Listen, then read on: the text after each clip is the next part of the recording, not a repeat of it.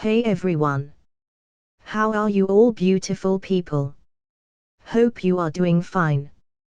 This is the next part of What If Naruto was in Attack on Titan and had Susanoo. Enjoy the video. Chapter 61, Something Different. After Sasha, Krista and Yama arrived, many soldiers from the garrison corps arrived as reinforcements. Those who still have gas, head towards where Eren and Mikasa are. They will definitely be in danger once Eren turns back to human. Takashi said with a cold expression. Understood. Several soldiers of the garrison corps headed at high speed in the direction where Eren had collapsed. Considering this victory, all of humanity had seen hope in Eren Jiga. Takashi, we should go back. Sasha said with a worried expression. Yeah. I'm just catching my breath, I still can't believe everything that's happened. Takashi held his forehead with a thoughtful expression. On the outside, everyone but Yama should have thought that Takashi, like everyone else, was surprised that humanity had won a battle for the first time. However, Takashi wasn't just saying that because of what happened on the battlefield, but because he still couldn't believe that he had participated in this battle and came out unscathed. Everything had happened so fast and he was slowly approaching a future full of darkness. Soon he would not have the proper knowledge to decide what to do and how to prepare. Just as he was about to return along with Sasha and the others, a rumbling sound was heard in the distance and suddenly a draft of dusty air reached where Takashi was standing. What the hell was that? Yama looked into the distance only to stare at a yellow-haired skinless titan. The female titan. Takashi was stunned as he looked at that titan that shouldn't have appeared just now. Is it coming for Eren? No, that can't be it. What's her target? It doesn't make sense for it to appear now, this shouldn't have happened just now. Takashi had a serious expression on his face. Is the survey corps still not coming back? Releasing the blades, Takashi replaced them with new ones and looked in the direction of the female titan that remained standing. An abnormal titan. Sasha muttered with a strange expression. Doesn't it move? It's strange, it seems to be looking at us with a piercing gaze. All the soldiers around Takashi started talking about the female titan that appreciated with a loud rumble. Strangely, no lightning characteristic of shapeshifters could be seen. Yama, I need you to protect Eren at all costs. I'm not sure, but that titan is anything but normal. Takashi suddenly looked at Yama and said in a serious voice. Yama made eye contact with Takashi and immediately understood what was going on. You don't have much gas, what are you planning to do? I'm going to stop her at all costs, I can't let her try to do something to Eren. Takashi looked at everyone and shouted, retreat everyone towards the ramparts with Eren, avoid contact with the titan in front of us at all costs if she pursues you. Voicing his thoughts, Takashi headed towards where the female titan was. He doesn't know what the situation is, but he definitely had to stop her. If I manage to hold on until the exploration corps returns, I won't have to release my Susanoo to stand up to that titan. Takashi muttered under his breath with an indescribable feeling. Swoosh. Takashi, wait, you don't have gas to kill that titan. Sasha didn't understand Takashi's concern for that titan that appeared in the distance. Looking at Yama, Sasha searched to find answers. We have to get away from that titan and go back to the wall. It might be dangerous since we don't have enough gas to keep fighting either. Yama was convinced, although she didn't know how Takashi was sure that this skinless titan was a smart titan, she had to trust him. Just as Sasha was about to speak, a loud roar was heard coming from that titan. Roar. What's going on? Sasha said as everyone in the vicinity was startled by the female titan's roar. How can? Yuma was disconnected. However, suddenly all the titans in the surroundings headed in the direction where the female titan was. Seeing all this, Takashi, who was worried that the female titan would attack Eren, stopped. No, her intention is not to attack Eren for now. What is she doing calling out to all the titans in the surroundings? Takashi wondered quietly. Takashi, what's going on? A soldier from the garrison corps approached along with other soldiers.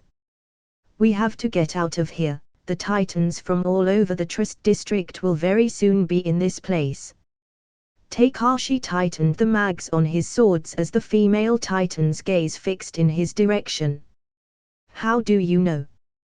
The garrison corps soldier did not know from where prior to that information. Takashi, who was looking at the female titan, suddenly stopped abruptly. He felt that gaze that was evaluating him from head to toe. He finally knew that that female titan was not interested in capturing Eren, but was fixedly attracted to him. No, we have to run away now, Takashi said with a nervous expression. In the original story, he vaguely recalled that the female titan completely wiped out a special forces squad. Even that squad that might be one of the strongest in humanity couldn't handle the female titan, so his attempts to distract her would be useless if that titan is fixated on him to begin with. Takashi, we have to get out of here. At that moment, a female voice was heard in the distance. Titans from all over the city are heading in our direction, we have to run away. No, Sasha. Without a second thought, Takashi turned around and started to flee. Whoosh! Completely ignoring the surroundings, Takashi used his three-dimensional maneuvering equipment to head toward the now sealed door of the Trust district. Takashi, that's not the address. What's going on, cadet? The female titan then started moving at high speed in Takashi's direction. Be careful, that titan seems to be abnormal. The soldiers in front of Takashi prepared to attack the female titan, even so Takashi didn't stop them.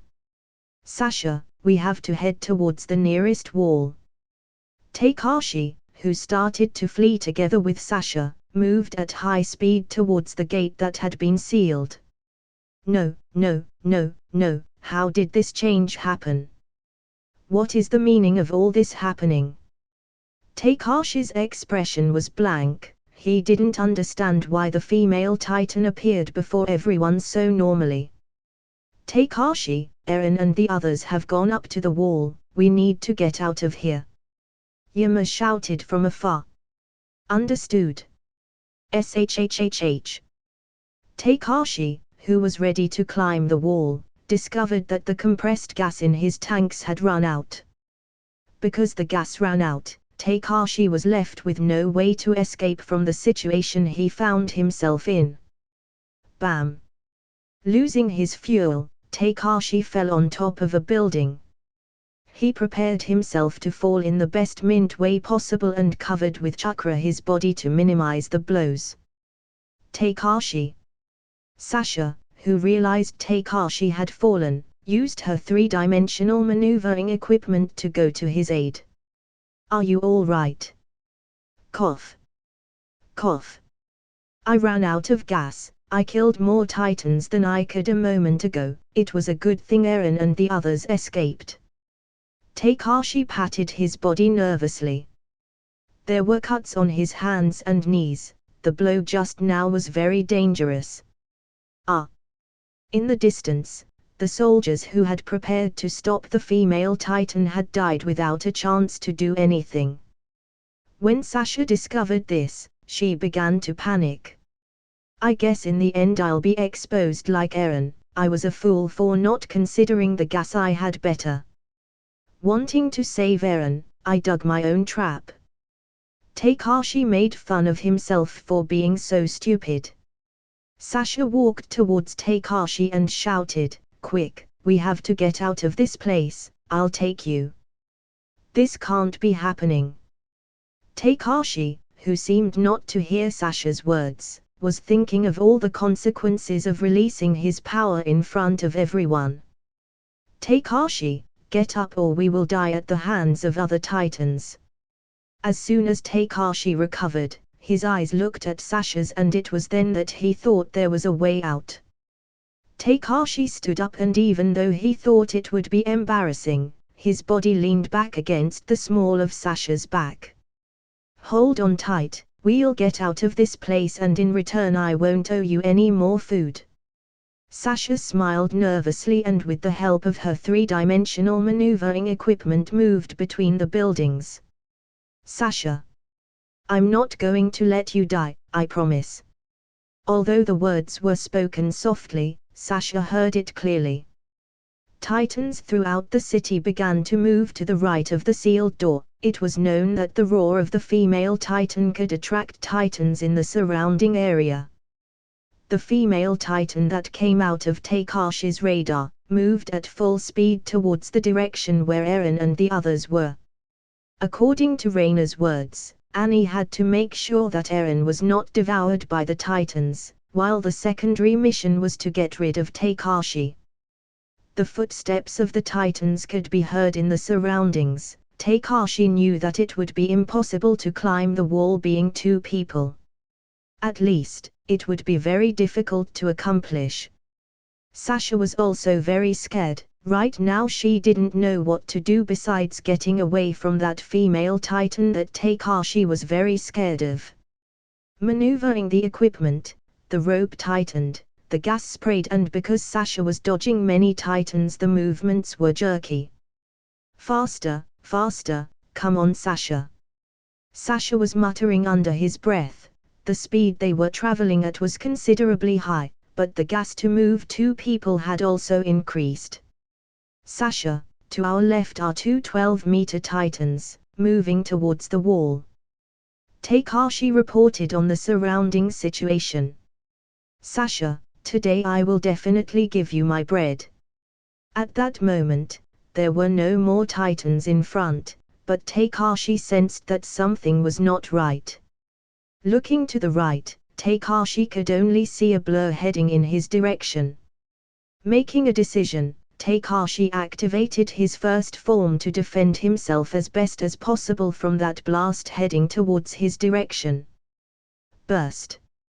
Sasha and Takashi's body went flying with a kick. The female titan who looked like her job was done, stood still for a few moments before averting her gaze and leaving the place. In the distance, Takashi and Sasha had shot off at high speed. Even if the power of the first form had been activated, the high pressure of the air could still be felt. Cough. Cough. Cough. Takashi coughed through the rubble of the building they crashed into, feeling dazed from the heavy blow he had received. Sasha, are you all right? Takashi asked in a slightly hoarse voice. Sasha's body was in Takashi's arms. Seeing that he had only lost consciousness, she sighed in relief. That was close, quite possibly that would have been the end of me if I hadn't used the power of my eyes. Takashi said softly. Looking at the slightly broken bones of his defense, he felt that quite possibly one more blow at that speed and force would have broken his defenses. As Takashi deactivated the first form of his Susanoo, the purple-colored chakra bones slowly disappeared. The next moment, an emptiness was felt in Takashi's chest. So that's the feeling, something uncomfortable. Takashi muttered as he felt his ears had shrunk. Knowing they were in great danger, Takashi checked Sasha's three-dimensional maneuvering equipment to see if they could get out of this place. The building they were in had received severe damage, so it was not ideal to stay for long in this place. It's damaged. Takashi sighed coldly as he realized the situation. Taking Sasha between his shoulders, he quickly left the building to find a safer place. However, as soon as he stepped out, the footsteps of several titans could be heard in the vicinity. And in a matter of seconds, they were surrounded by Class 4/8 titans. Shit. Sweating coldly, Takashi knew they had no escape. The female titan's roar had called out to many titans. This place would possibly be infested with titans as time passed. Chapter 62, No Questions Asked. How did everything get out of control to this point? Why did the female titan attack me? Takashi couldn't understand, but that didn't matter now. Looking at the situation he was in, Takashi had to do something to survive. It no longer mattered when years of life he would lose or if he would be exposed to the public. He cared about nothing but getting out of here together with Sasha. Making a decision, Takashi took a deep breath and cold sweat ran down his body. The wounds, though superficial, gave him a haggard look. The cut on his forehead also showed how hard he had been fighting since the operation began. Right, the titans are my enemies and unlike others, I will take care of eliminating them one by one with the power of my eyes. I must find the right time and situation. Takashi muttered under his breath. Bam! The footsteps of the titans were getting louder and louder. About 8 titans had already entered the street where Takashi and Sasha were. Fully activating his eyes, Takashi felt a power slowly overflowing from his pupils. The second form of his Susanoo will be enough to eliminate the titans around them. This is my first time debuting my Susanoo in this world. As I will only release the second form, I hope I won't draw too much attention. Having those thoughts, Takashi activated the second form of his Susanoo. Just as the hands of a 4-meter titan were about to grab Takashi, a burst of chakra slowly formed a skeletal body that covered not only Takashi, but also Sasha. The second form of his Susanoo manifested the torso bones of his body and covered both Sasha and Takashi completely. Then the chakra moved and created 2 long arms and a skull. The demonic appearance of Takashi's Susanoo made the earth tremble. The air tightened and the titans suddenly stopped their movements.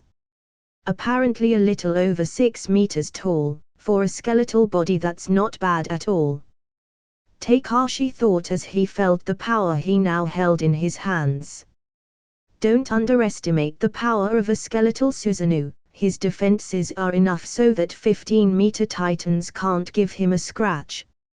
Its long, strong arms could crush the heads of all titans with ease. It is true that this form could not defeat the bigger titans, but it is enough for now. While Takashi was thinking, a 4-meter tall titan had already started to bite his body. However, due to the high defense, the titan's mouth began to steam. With an expression full of determination, Takashi began the attack. Not knowing how much time he has before his power begins to fade, he didn't want to spend any more years continuing to maintain this form. Bomb! Several titans had already rushed towards Takashi's Susanoo. Among them, a 10-meter titan and an 11-meter titan attacked him in all directions. Takashi could no longer delay. At this moment, the long hand of his Susanoo reached out towards the head of the 4-meter titan and from a strong grip burst like a watermelon. The strong air pressure greatly damaged the surrounding terrain, killing the first titan. Takashi did not stop and held the neck of an 8-meter titan and with his right hand pierced its face. Although the movements were somewhat slow, the attack effectiveness was far superior for any titan to resist. Takashi's sharp gaze observed all the titans holding his left arm and with his right hand he attacked the titan's skull. He didn't know if the attacks killed the titans on the spot, so he only stopped attacking if the titans stopped their movements. The strong waves of attacks quickly raised a curtain of smoke and steam. Takashi did not know how much time had passed, but his attacks were still with the same intensity. With enormous force, Takashi attacked with all his might at a 5-meter titan coming in his direction at full speed. Shush! Bomb! With a punch, the titan shot off at high speed. So far, Takashi has successfully killed 5 titans. His long purple arms pressed hard on the skull of another titan before killing it from the pressure. The ground was painted red, the steam and dust caused the surroundings to fill with a smoke screen. Now, a 13-meter titan was slowly approaching Takashi. Having the disadvantage because of the height, he attacked first on its legs to make it fall. Clap! Takashi attacked the titan's legs and with a bit of slowness made it fall to the ground. His hands dragged the titan to the side to get a better view of its neck. Having only 1 point to kill them, Takashi had to prioritize physical attacks on its skull or neck. With both hands, the purple Susanoo ripped off the titan's arm. Blood gushed everywhere and Takashi seized the moment to attack its neck. Bam! Bam! Bam! Takashi attacked the titan's neck until it stopped moving. Looking around, there was only 1 titan left nearby. The titan's slow movements made Takashi sigh with relief, and the bodies around the Susanoo began to pile up on each other. I don't think I have much time left, this power isn't unlimited after all. Takashi muttered with a worried expression. When the titan was within reach of his hands, Takashi's Susanoo reached out and held the titan's neck in a matter of seconds. With the force exerting pressure, the titan's head had been torn off. After killing the last titan in the vicinity, Takashi's Susanoo began to lose chakra intensity. Knowing that the first form had lost its power, Takashi deactivated his eyes and the chakra began to slowly fade. However, just as he was about to take a breath, a pair of titans entered from across the street. This is endless, it can't be. Takashi frowned, but just as his concern was about to rise, a soldier moved quickly and cut the titans down at high speed. Slash! Slash! With his keen eyesight, Takashi discovered that it was Captain Levi. The titans whose necks were severed fell silent to the ground soon after. Takashi knew he had already been discovered. After the Susanoo slowly lost its power, the chakra and spiritual form slowly disappeared. As if something slipped out of his soul, Takashi felt like he had lost about new years of useful life. He did not know how to explain it, but he now felt a very uncomfortable emptiness inside him. Upon being discovered by the famous Captain Levi, Takashi smiled bitterly and his thoughts were now in chaos. Hey, brat, what's your mother's name? Captain Levi, with his swords in both hands, looked at Takashi with a serious expression. Before you tell me what's going on, what was your mother's name? No, what's your name? Levi asked in a serious voice. My name is Takashi Ackerman, my mother I remember her name was Pela Ambris. Takashi said in a tired voice, today independent of the results, it had been a great day. Pela. So that's her, I'm not surprised. Levi said with a somewhat unnatural expression. Hey, don't tell anyone about what happened here, I'll talk to you later. I don't understand. Takashi was stunned. Captain Levi, there are more titans approaching in the vicinity. At that moment, several soldiers began to descend from the wall towards the city. Start clearing the place, we don't know what happened yet but apparently they took it upon themselves to seal the gate. Levi said in a voice full of authority.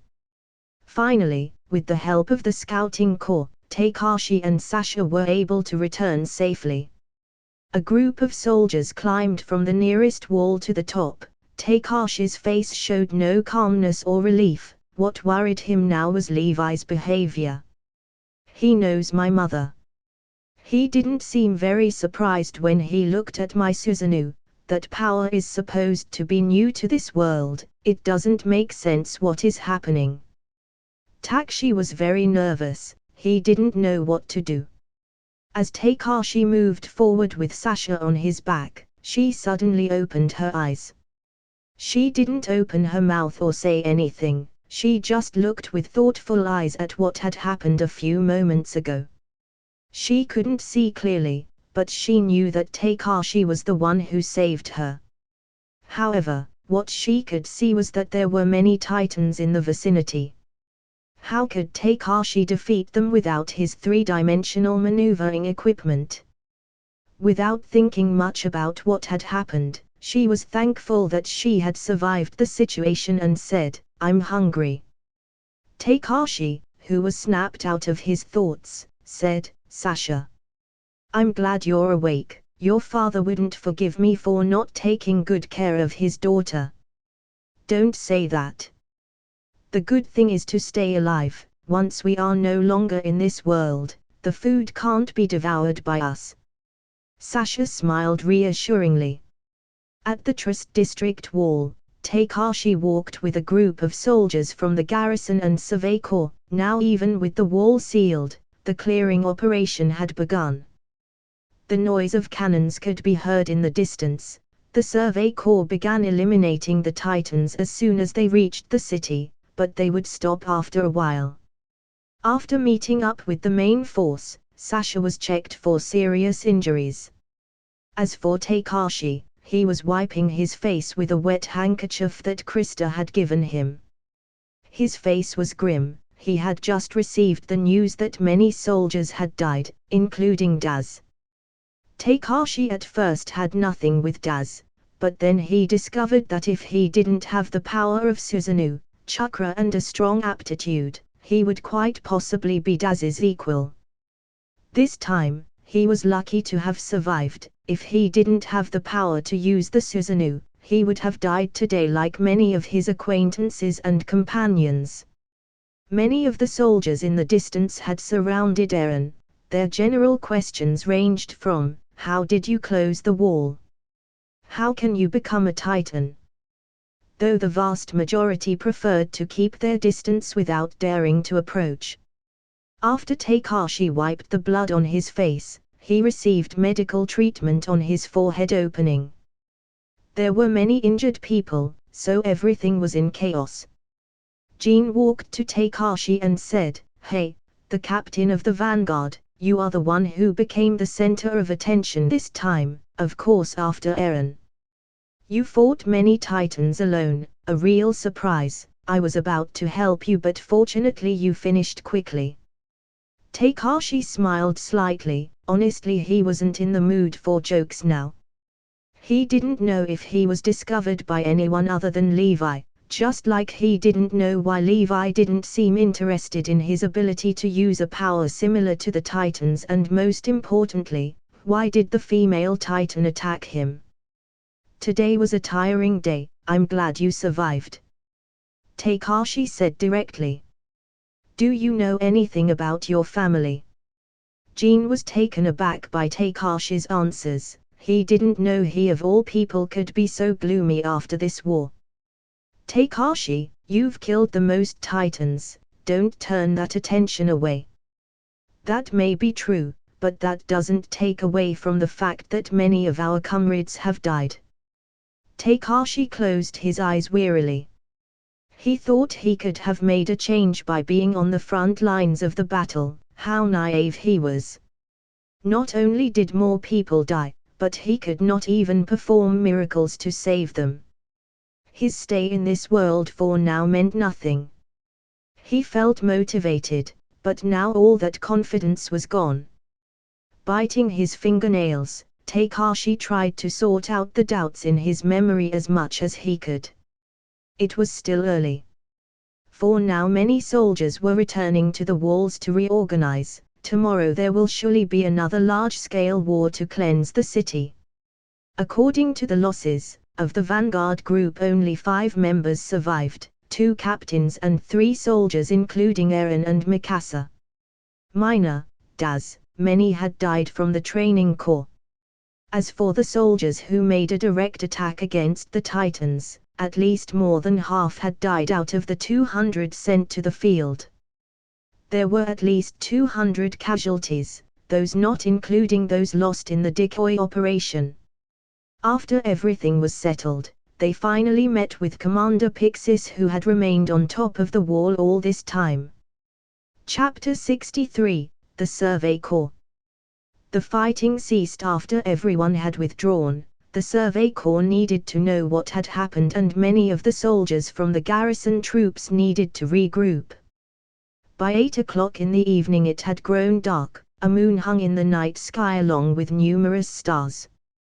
The night this time was not pleasant at all. Many depressing things had happened, and information about the future of mankind had stalled in the first victory of mankind. Gustav, Rita and Anka from Commander Pixis' staff took Eren, Takashi, Armin, Rico and Ian for a walk through the streets of the temporary base under the wall. As planned, they would meet with a high-ranking group from the Survey Corps to discuss the operation and the clean-up to be done tomorrow. Incidentally, an order was issued that Eren should be handed over to the Survey Corps. After the report tonight, Eren would be imprisoned. These are his last hours being free, then his future would be uncertain. Takashi expected that he would also be imprisoned, but apparently the only one who found out about his Susanoo was Levi. Therefore, Takashi was looking forward to meeting with him.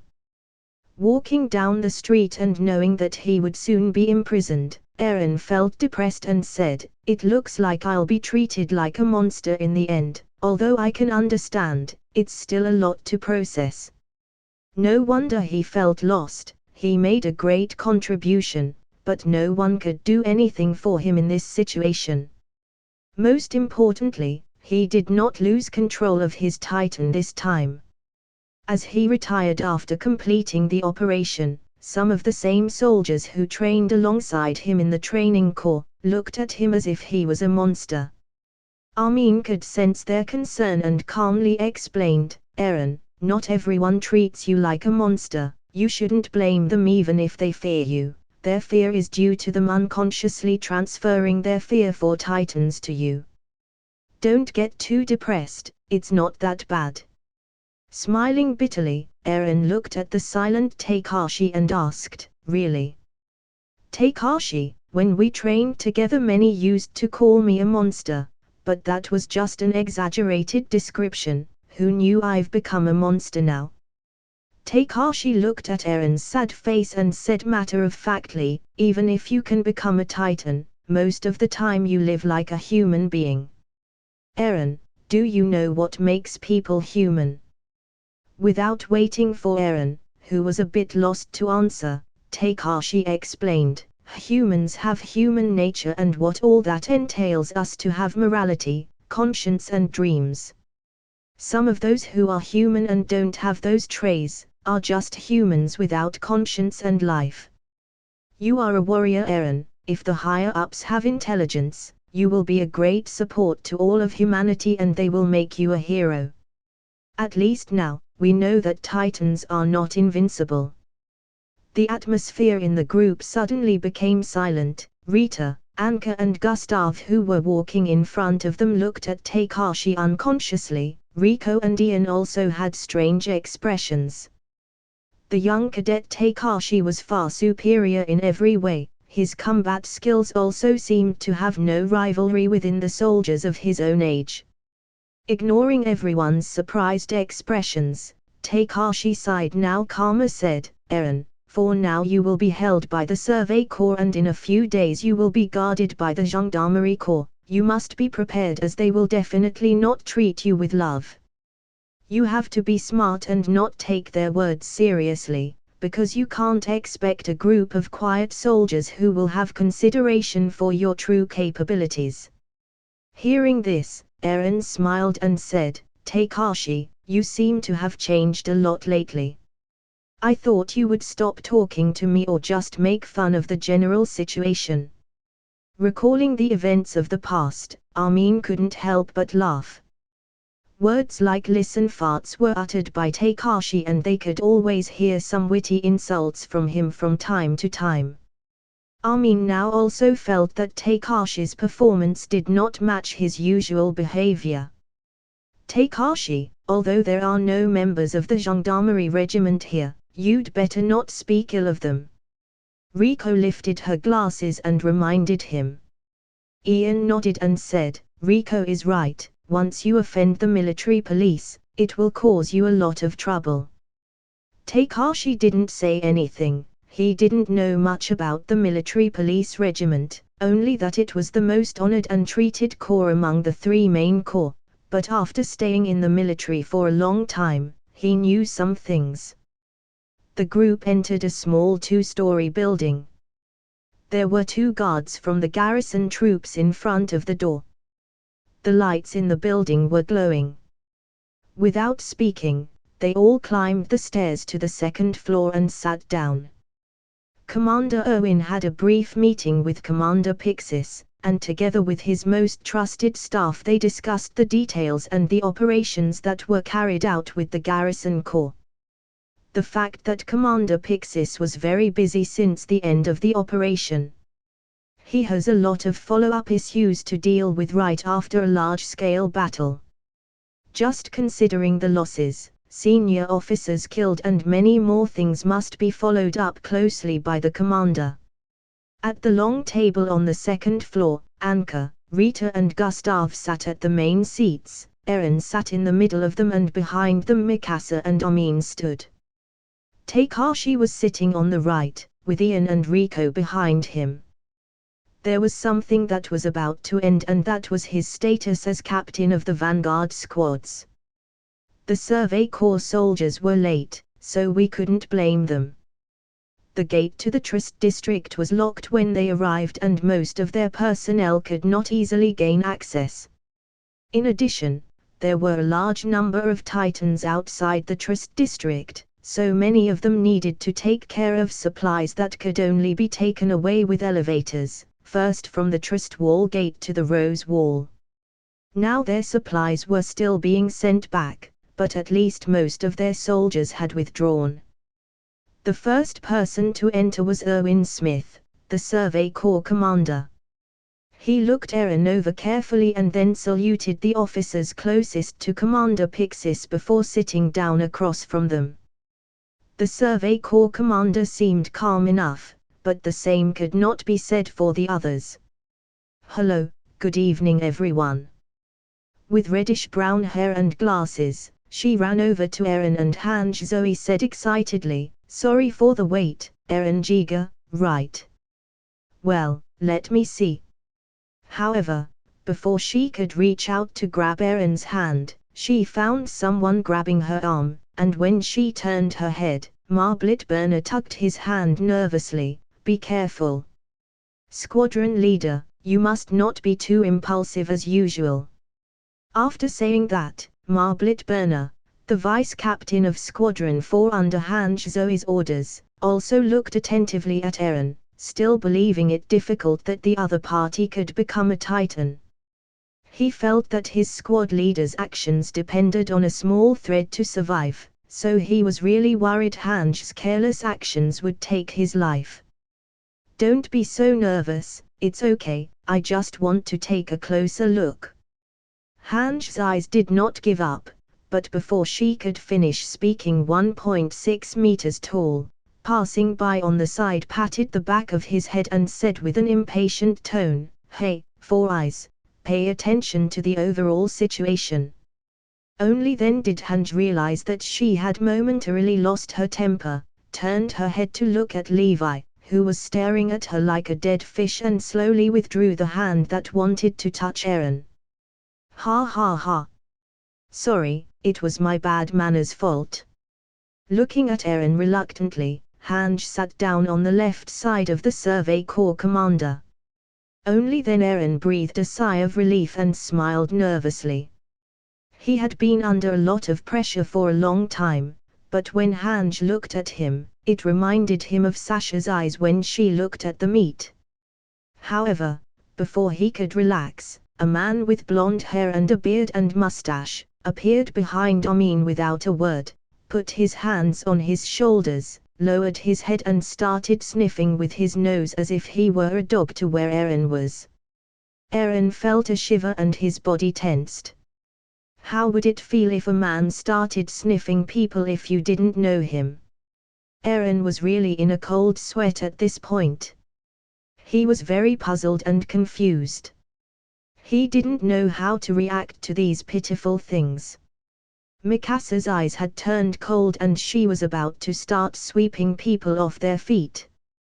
But at that moment, Captain Mike Zashurus finally raised his head. If he kept sniffing for a moment longer, maybe he would face my axe's polite treatment. With a slightly sarcastic expression, Mike smiled slightly, released Amin and then turned to walk towards Eren. Because Hange and his inferior officer had taken his place, he walked to Takashi's side. As he passed by Takashi's place, Mike averted his head, but this time he didn't get too close. His nose twisted twice and said with some disgust, "Boy, the smell of blood on your body, you must have killed a lot of titans to smell like that." Takashi looked at Mike with a bit of surprise. Did this man have a keen sense of smell? Would he be a beagle familiar? He knew a lot about the smell on his body. After a titan's blood evaporates, there will still be some smell left, which Takashi had also felt. After all, he was bathed in blood on numerous occasions. Mike is not very talkative, so he sat directly next to Takashi after making that scene. Anka, Gustav and Ria were not surprised. The Survey Corps is a place where a lot of strange people gather. In addition to the leaders of the main squads, some people who were only one rank lower than the captains also came. In short, the main figures of the Survey Corps were gathered ready to start the meeting. Takashi had calmed down since hours ago. Sooner or later he will know what Captain Levi knows about his mother and understand her behavior better. Chapter 64, The Keen Observation of Erwin Smith. After 8 o'clock in the evening, the sky had darkened. The place that until recently seemed like hell itself, rested in tranquility. On the second floor of a small building near the Rose Wall, the lights were on at this moment. At a long table, Erwin Smith, commander of the Survey Corps and Commander Pixis escorts sat facing each other. Captain Levi was looking slightly at Takashi before sitting down with his arms crossed. The squad leaders Hange, Mike, all had taken seats after Commander Erwin had entered. There were also some other elites who were only one rank lower than the Survey Corps captains. On the spot, everyone had arrived. Eren and Takashi are sitting around Gustav, Rita and Anka. As for the majority, they were not yet in any corps. Originally, they were not qualified to participate in this meeting, let alone sit, but considering they were the key soldiers in the operation, their presence was important. Many had to report what happened, even so some captains were standing. So they relied on the untapped power of Cadet Eren Giga and with the help of his Titan, they were able to block the gate that was suddenly destroyed by the colossal Titan. Commander Erwin's voice was serene and he looked at Eren throughout. Yes, that was basically the operation. Gustav said with slight discomfort. After a few light words, everyone had presented the situation of the operation in more detail. The people in the Survey Corps had basically understood what happened. Takashi also pointed specifically to the female Titan that had appeared at the end of the operation. Everyone should pay attention to that female Titan, after all, she would be the main enemy of all mankind. Captain Mike asked curiously, can we then use the power of Eren's Titan in tomorrow's battle? If so, we might be able to decrease casualties. Hange, who was sitting on Commander Erwin's left side, was immediately excited and her enthusiasm could not be hidden on her face. A human who can become a Titan, my God, I'm really looking forward to being able to study him in depth. Hanj thought with anticipation. However, Hanj's fantasy was quickly shattered. I'm afraid that won't work. The news that Eren may become a Titan can no longer be hidden. The order from the High Command has been sent. Therefore, Eren will be detained in a special prison pending the decision which will be taken at a high level. After saying that, Erwin looked Eren towards and remarked, although it is a pity, there is nothing we can do. So after today, Cadet Eren Giga will be under our care. Sighed. Gustav poured himself a glass of water.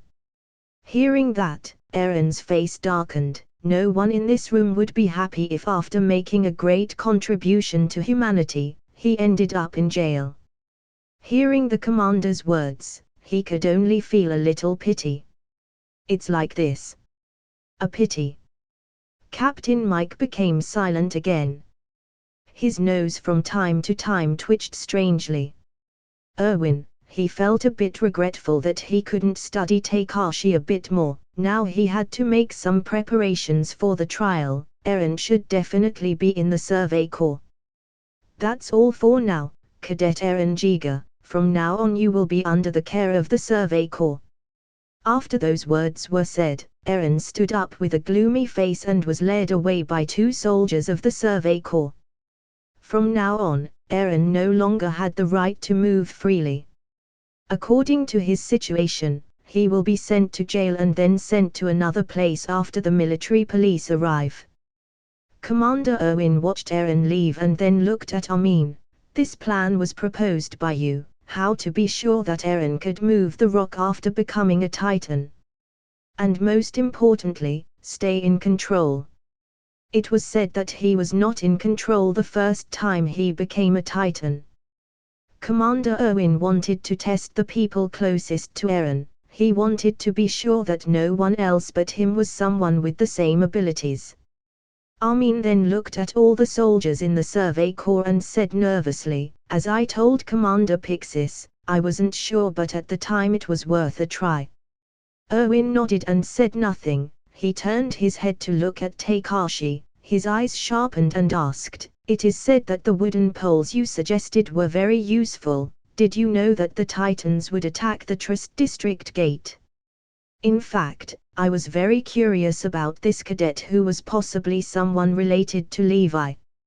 I wanted to evaluate him and find out if Takashi knew something else that they did not. It's really hard for some people inside this room to fool him. It was really curious how someone suggested increasing the defenses of the city of Trust and a year later it was destroyed.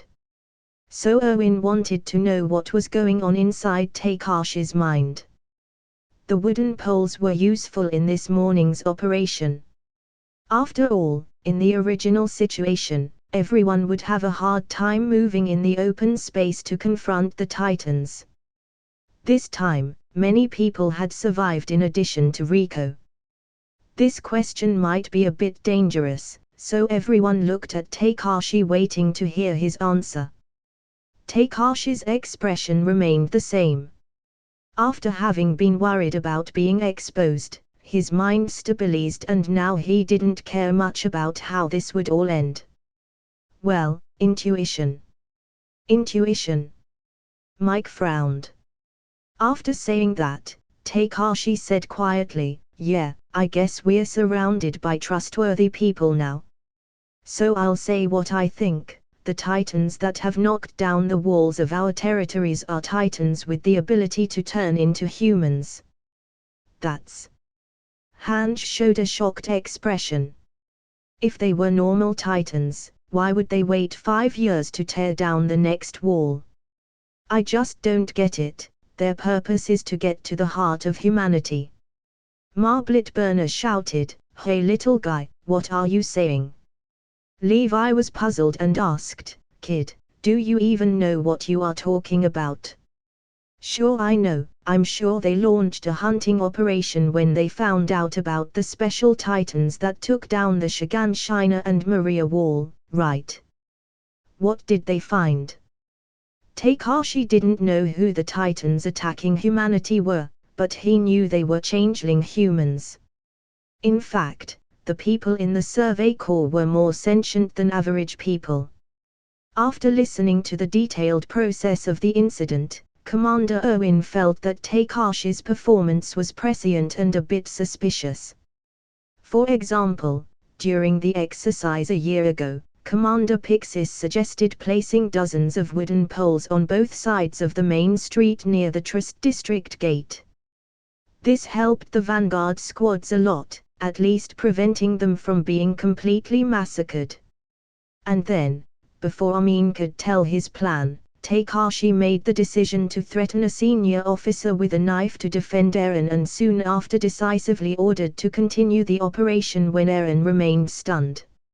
Although Takashi also described in detail how he woke Eren up. All these decisions turned out to be correct. Every movement and dialogue seemed to be taken from a story full of success. Is he really smart or a complete mess? Doesn't he realize the situation he's in? Owen thought Takashi was someone really special, but very visible. Even if he was someone related to Levi, he would have to evaluate him personally before having a conversation with Levi about this guy. Hange looked at Takashi and said, "You decisively threatened Kits to save Eren before. Was it out of friendship, or did you think you could use the Titan's power to seal the door?" Owen thinks Takashi is really someone very sharp and clairvoyant, or maybe he knows something, but Takashi is unlikely to be an enemy. When he met with Commander Pixis, the commander had already expressed his thoughts about Takashi. He trusted Takashi's vision, so it only took a few words to know what kind of person that cadet was. Takashi looked at everyone and didn't know why he felt questioned, so he answered with everything he knew. Part of it was to save some friends. I didn't think about Amin's words very well. I just wanted to make sure Eren wasn't harmed because of his courage. Come to think of it, he's someone very special. Captain Mike, on Commander Owen's right, said, how can you be so sure that the Colossal Titan and the battleship are not related to Eren? Just because he attacked some ordinary Titans. In fact, there was now a doubt whether the Titans that attacked the Mary Wall were changeling humans, and more importantly, whether they are related to Eren. And considering the fear that many people have of Eren, even classmates with whom they once participated in the same training corps dare not get too close to him, as if Eren would suddenly become an enemy of humanity. Even if Eren sealed the door and saved the Trust District, still the vast majority fear him and truly doubt Eren. Even the elites of the Survey Corps look at Eren with vigilance, suspicion and fear in their eyes. But that's not half really, they all survived thanks to his careful observations and precautions. And speaking more harshly, they have all been risking their lives to fight the Titans and create a better future for all mankind. So it is still somewhat unacceptable for a Titan to appear and become a companion. Of course, the only one who could accept Eren was Hange Zoe. Fear has kept many soldiers in the Survey Corps alive. In the original story, Eren once became a Titan and that action was not under his control. Several soldiers who were protecting him lost their composure and were ready to cut him to pieces. It is hard for people who are not in this world to understand the desperation and fear of being chewed to pieces by a Titan. Looking at Mike, the second strongest man second only to Captain Levi, he said, I guess it's easy to think, if Eren really was an enemy, why would he help humanity win? If it wasn't for him, the Trust District would have been lost. I have been training alongside Eren for 3 years. We share a room and I can say I know him better than all of you.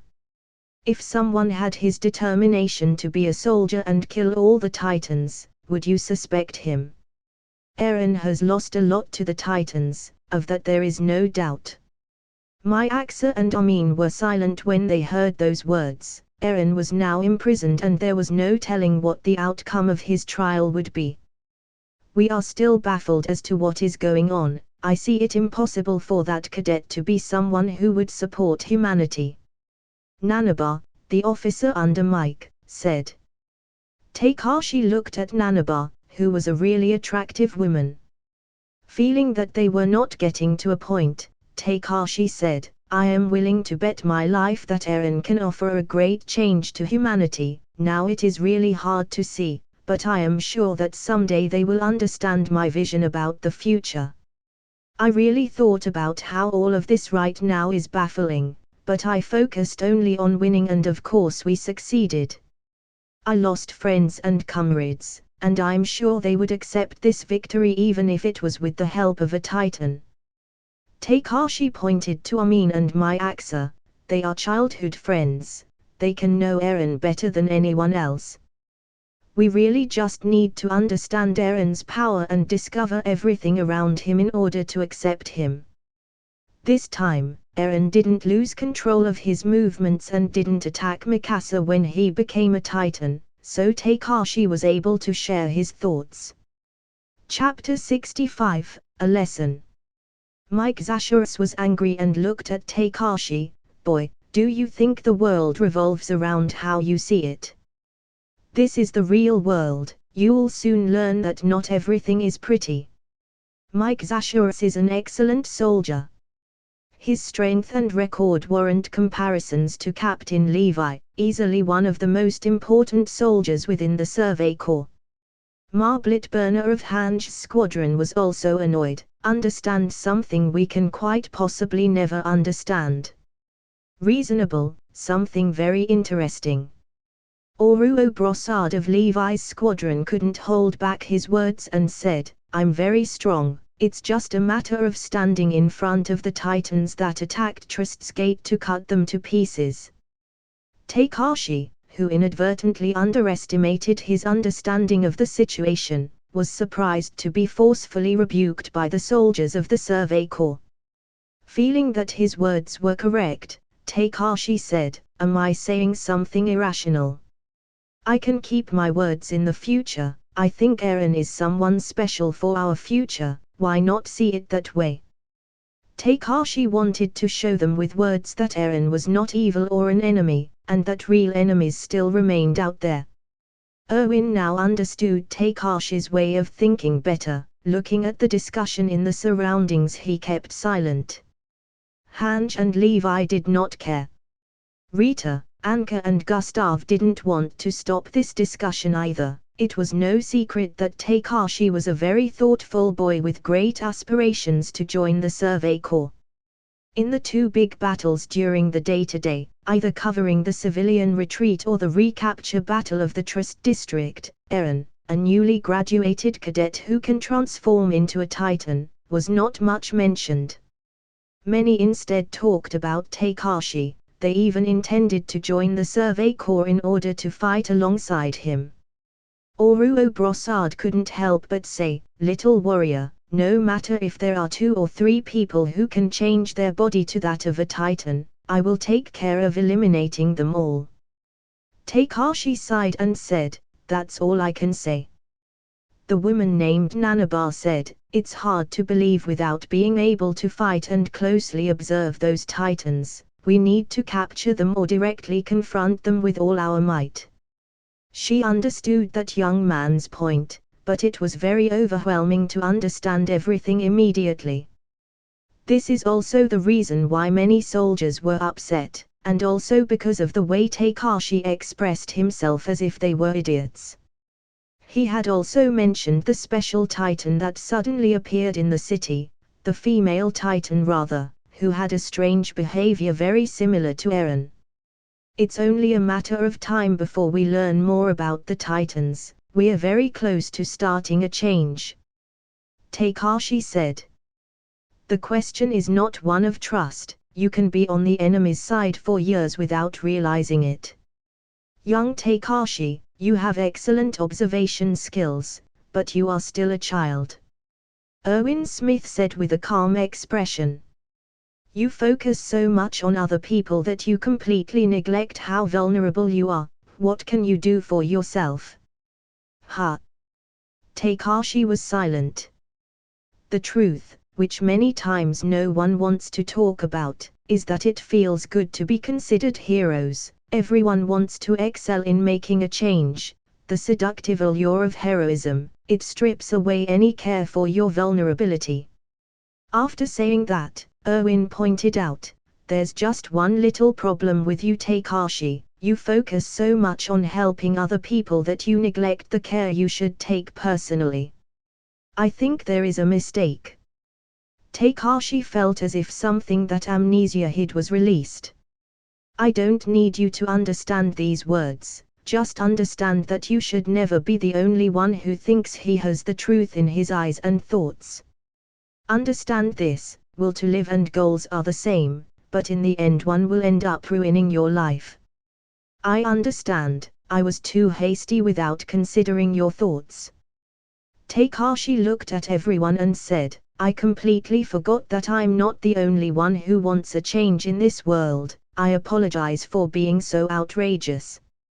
That doesn't matter, it's been a while since anyone showed up with your skills. You'll make a great soldier in whatever corps you decide to join. Hange said relatively calmly. Oruo Brossard said arrogantly, well, I should teach you well then, you still make rookie mistakes so I'll be your teacher. Takashi was not angry and said, then I will learn well. About tomorrow's battle, is there anything we should know? Tomorrow's mopping up would be a slow and calculating fight. No one wanted to lose numerous soldiers again. Commander Erwin, who had taught Takashi a lesson, said, tell us about the plan. After a brief look around, Anka, Gustav and Rita detailed the battle plan and it is as follows. The garrison corps soldiers will again attract the attention of the Titans as decoys, drawing most of the Titans to the walls, and then the howitzers would do the job of smashing the Titans' heads. Even if the hits are low, sooner or later they would all be eliminated. But there would still be surviving Titans not attracted by the decoys, and these few Titans must be killed by the Survey Corps and a part of the Garrison Corps. The new graduates were not assigned dangerous tasks this time. The last 2 times were for lack of manpower. After 2 major large-scale battles, only 163 out of 227 of the cadets' fresh graduates survived to join a corps successfully. The survival rate was too low, many died even helplessly. At least they successfully defended the city of Trust and will be remembered for that. Although after the victory, no one was happy and morale remained low. Even if the recapture was a success, many have mixed feelings.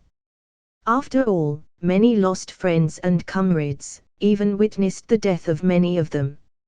Therefore, no new recruits were organized for this battle for the purpose of eliminating the Titans from the city. Of course, if you really want to participate, no one will stop you. You can temporarily join the Garrison Corps. However, Takashi will continue to participate in this battle. Rico and Ian have invited him to join his temporary team. In his words, engaging in battle within an elite squad ensures minimizing losses on the front lines without putting less experienced soldiers at risk.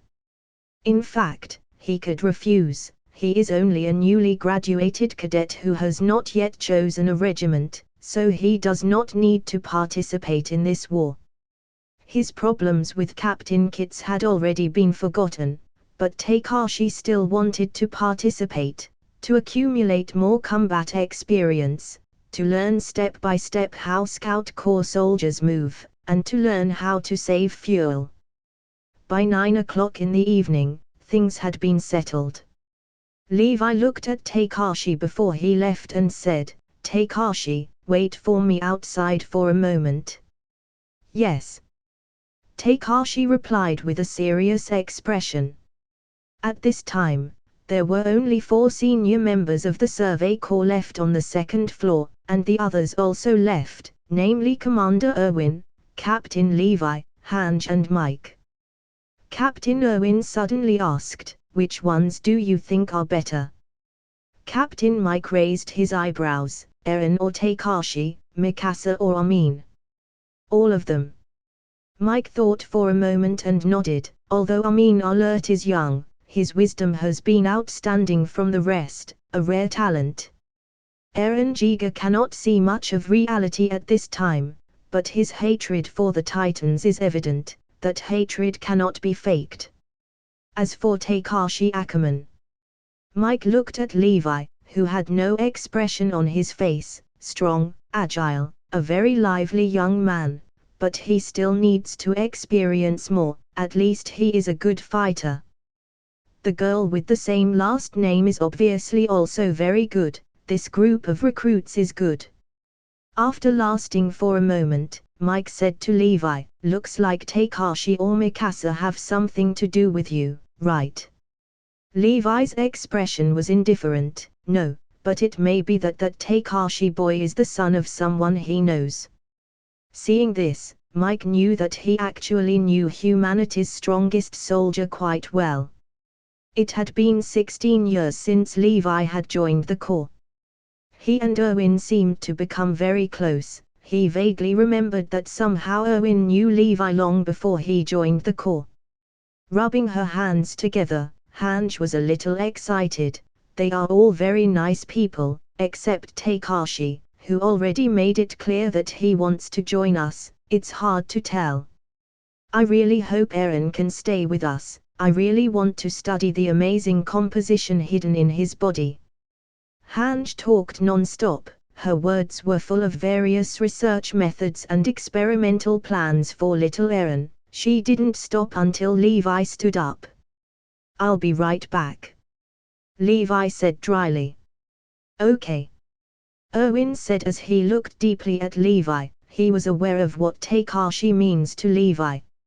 After Levi left the building, he walked next to Takashi to a secluded place. Chapter 66, The Diary of Levi Ackerman.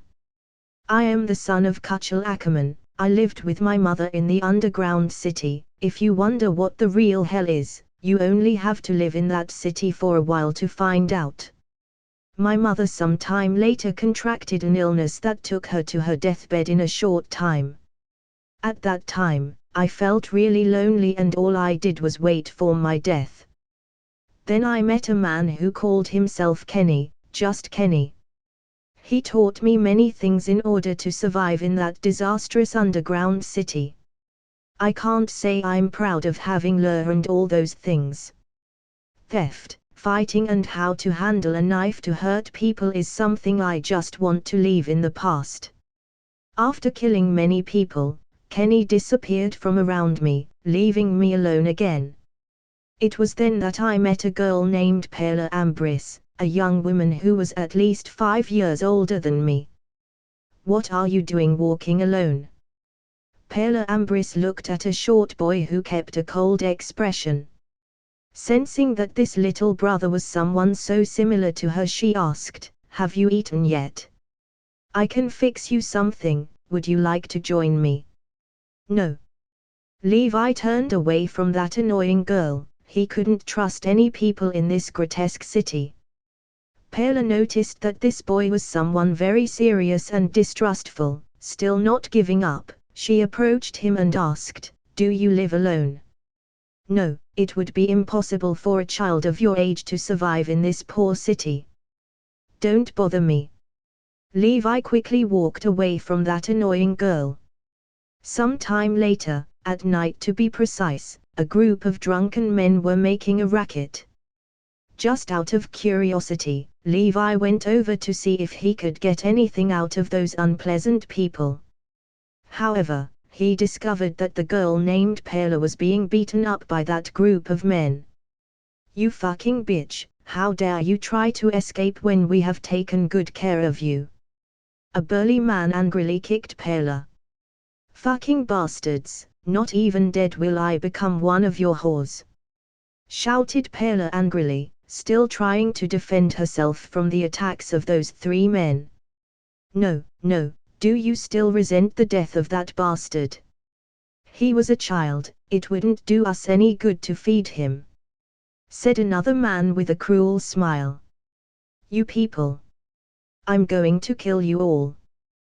Pulling out a knife, Pela attacked the nearest man and plunged the dagger right into his leg. Ouch!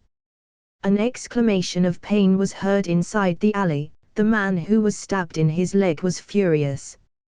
Just as he was about to vent his anger, a sound was heard from the entrance of the alley. "Ha! Hey kid, this is no place to look for handouts, go and shoplift somewhere else.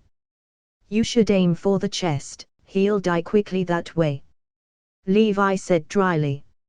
"Little brother, don't get involved, I'll be fine," said Pela with a weak smile. "Little brother. Bitch, were you helping people again? I'll kill them all." Levi pulled out a knife and ran at high speed towards the group of men. With deft movements, Levi cut vital areas of all the men who were beating Pela. "You demon!" The last man looked surprised as he was hit with a force not normal of a child. "No, I'll take care of him." Pela interrupted Levi's movements suddenly. Taking the knife that was in the dream, she approached the man who had been knocked down. "You were always a nuisance," said the man before being killed by Pela. "Ah!" cried Pela with tears in her eyes. Clap! As Pela let go of the knife, she felt a weakness come over her lower body. Levi wasted no time and pilfered from the three men. Anything that could be found was valuable to keep surviving. "Do you have a family?" Pela asked some time later. "No," Levi said as he looked at Pela differently. "Then from now on you will be my younger brother, call me Pela," Pela said with a smile before walking out with the one she now proclaimed as her younger brother. "That was a very unique way I got a familiar, my only familiar who taught me to experience the happiness of having someone you want to protect." After that night we left suburban city, set out to flee that horrendous place and find a house to live in. Times were hard, but with Pela, who I gradually came to consider my sister, we were able to survive this cruel world. With no goals in life, I tried to be someone good and live a quiet life together with Pela, but times started to become more restless because of the Titans. It was then that a conversation with my sister Pela came up. She named me the strongest younger brother in the world. With the fear that the Titans would ever tear down the wall, I decided to become a soldier and entered the training corps. The time was overwhelming, but with a clear objective in my mind I was able to get ahead. I visited Pela and it was then that on one of those days that man appeared. His name was Caudle, his name was just Caudle. That guy appeared in the life of my sister Pela and me. He had a very special charisma, his smile and ideas were very dreamy. One day I heard that he was creating something that could defeat all the Titans once and for all if he succeeded. At first I didn't believe it, but then his idea just started to move in my mind. His supposed research indicated that he could create a monster of a special energy, with a strange connection. Contact could be made with unimaginable power. Summoning a mighty giant over 55 meters tall, power armor and swords that could cut through the earth was what his years of research was supposed to be about. My sister Pela helped that man a lot with those researches, and one day, when I graduated from the training corps center, I decided to enter the exploration body. This decision was very much opposed by my sister Pela, but with the idea of protecting her and many helpless families, that grievance was slowly cried out. The years passed and my sister and that man ended up in a quite close relationship. One day when he was at the front, exploring the Titan grounds, she became pregnant. It was amazing, the family was getting bigger and although I didn't like Caudle, he started to gain my trust. I was happy if my sister was happy, so I ended up accepting that she was happy in this world that greatly limits the experience of that feeling. One day, the night where I lost everything I had, the delivery happened where my nephew was to be born healthy and strong. However, something that could happen, a life came into this world and also snatched another one. My sister Pela had died when she gave birth to my nephew. The blow was very strong, but I stood my ground. I could not go back home and look at Caudle. However, then I started to visit my nephew. His name was Takashi Ambris. As his father did not have a last name, he naturally received my sister's last name. The boy grew up healthy and strong, but Takashi's father, Caudle, began to become increasingly obsessive about his research. One rainy day, when he intended to visit my nephew again, he disappeared completely. It had been many years since I searched for Caudle and Takashi's whereabouts, but no matter how hard I looked, it was as if the earth had swallowed them up. However, a few years ago I asked the commander of the garrison troops if there was anyone with Takashi's name among the ranks of this year's recruits. That's how I found out that there was someone with the name Takashi, but his last name was Ackerman, something completely out of the question. However, one day when I was about to leave for a new expedition, I looked at a young man with the same eyes as my sister. His look and hair color reminded me of Pela. I was afraid of getting my hopes up, so I decided to look for him later. However, the changes outside the wall indicated that something had happened to the Trust district. With some fear, I traveled at full speed, and I really didn't want to get the wrong idea. I didn't want Takashi to die. If he was my nephew, I had to take care of protecting him. Just when I arrived at the Trust district, the gate had been completely sealed.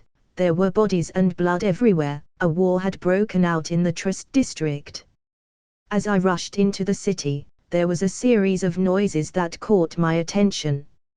As I approached, I discovered a huge humanoid with bones and a very strange color. It was then that I looked at that boy inside that skeletal giant. It was then that I knew it was Takashi, son of Pela, and now with an unexplainable power in his body. Chapter 67, A Conversation with Captain Levi. At midnight, Takashi walked with the famous Captain Levi along the dark ramparts. With a torch in hand, they went to a secluded place where no one could hear them. Takashi didn't know what to think. He knew that the previous Takashi was not a character in the main story, just as he doesn't know his relationship with the famous Captain Levi. However, all those doubts were about to be cleared. I think it's a sufficient distance. It's not possible for someone to be in the vicinity, Takashi said suddenly. If this is an adequate distance.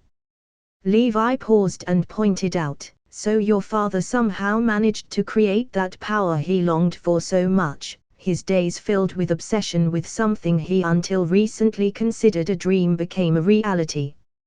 I don't think I quite understand the rhythm of this conversation. What are you talking about?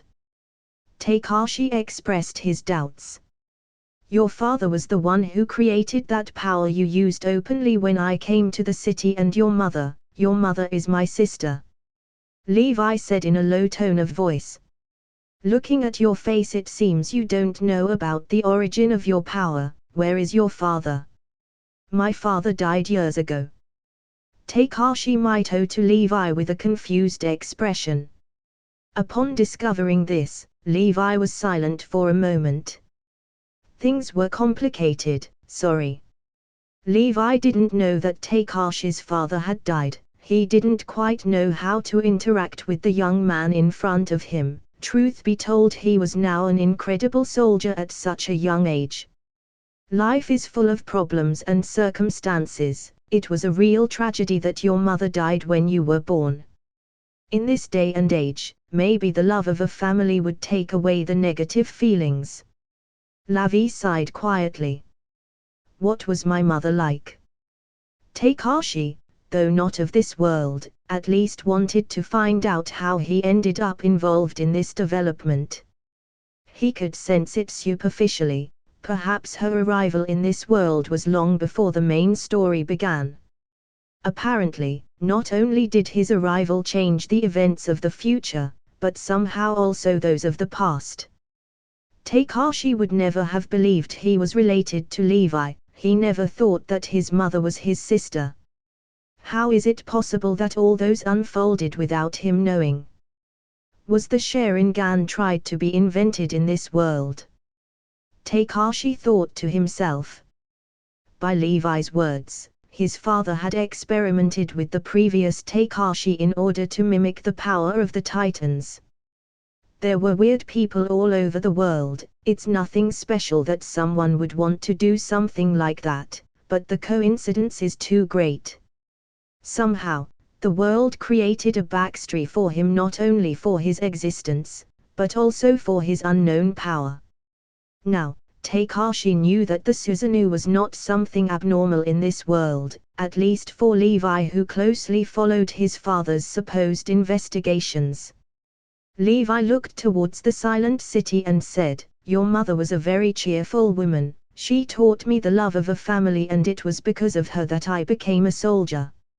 After saying that, Levi pointed out, "When your father took you away from home, I searched for you for a long time, but there was no trace of your whereabouts." Takashi touched his hair and said, "We went to a forest to live. I still can't believe that my special ability was created by my father. I don't remember the details, but there should be some kind of cost for releasing that power that is not of this world. What was it that happened after you transformed?" Levi asked suddenly. Levi remembered that there was a cost for releasing that power, and although he didn't pay attention to it at first, he did take an interest in what his sister's husband was doing. At the time he didn't spend much time with Pela. After all, Levi didn't feel comfortable in such a different environment.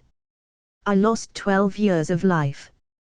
Takashi decided to reveal the truth. He didn't want to lie on such a sensitive subject. 12 years. Levi seemed not ready to receive that answer. After revealing the truth, Takashi said quietly, "Yes, among Dad's things there was that information.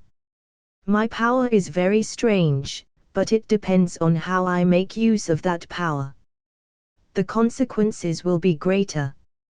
"Then why did you do it?"